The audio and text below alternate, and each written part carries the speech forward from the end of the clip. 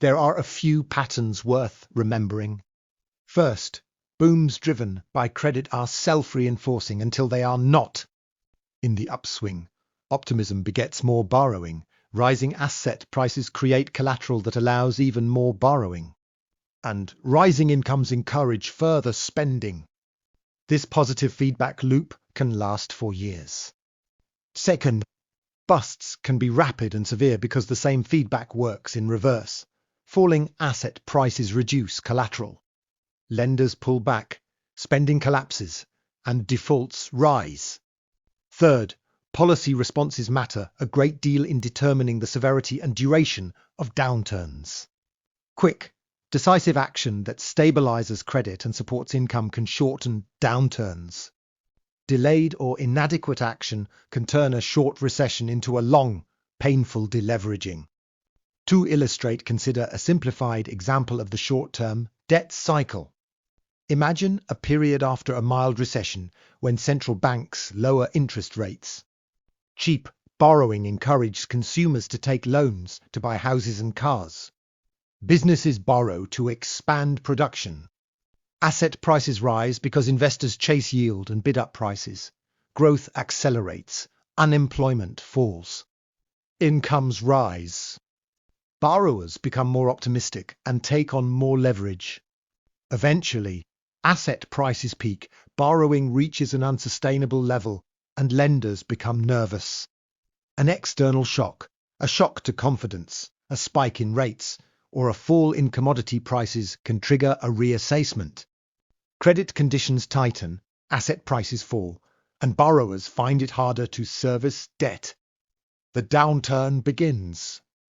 If policymakers respond by sharply cutting rates and providing liquidity, the downturn may be contained and the economy can recover.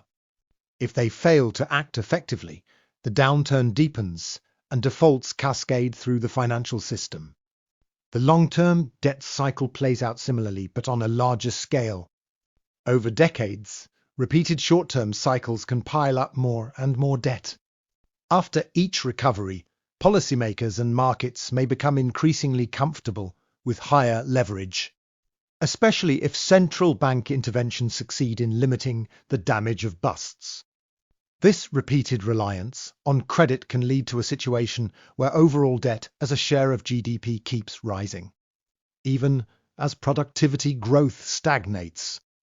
At some point, the burden of servicing cumulative debt overwhelms the economy's capacity.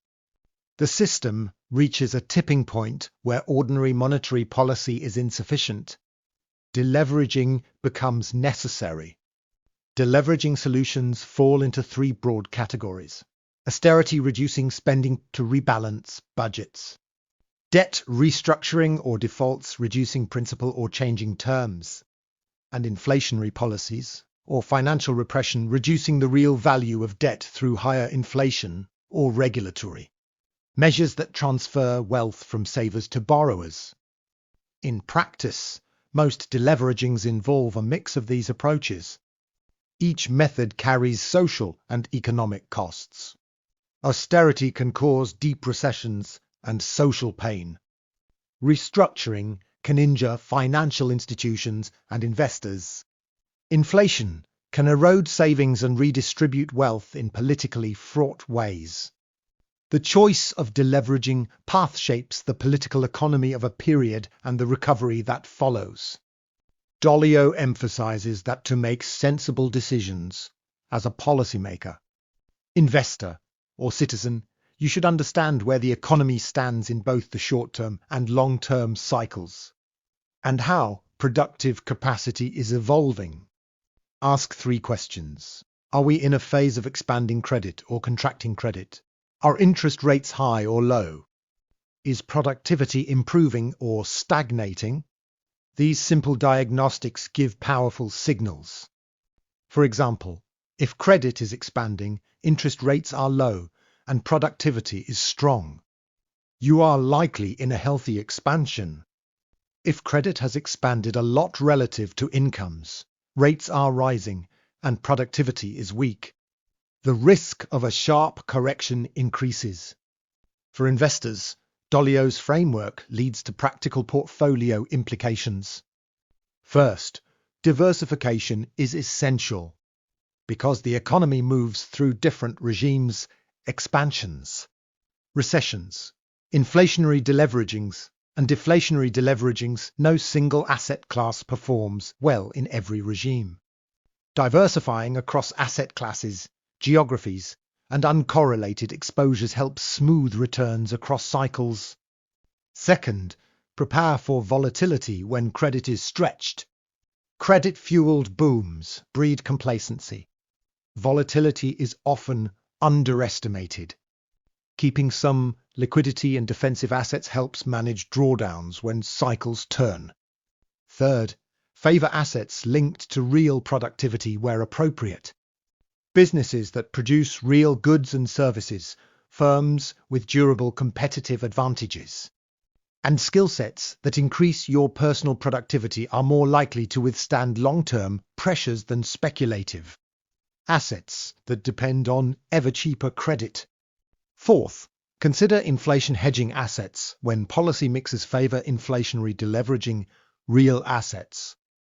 Commodities, inflation-linked bonds, or ownership of productive land and businesses can protect purchasing power.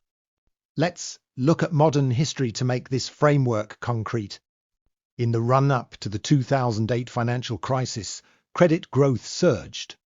Banks and non-bank lenders extended mortgages widely. Asset prices, particularly housing, rose steeply, supported by financial innovation that spread and hid risk through securitization. As leverage increased, the system became more fragile.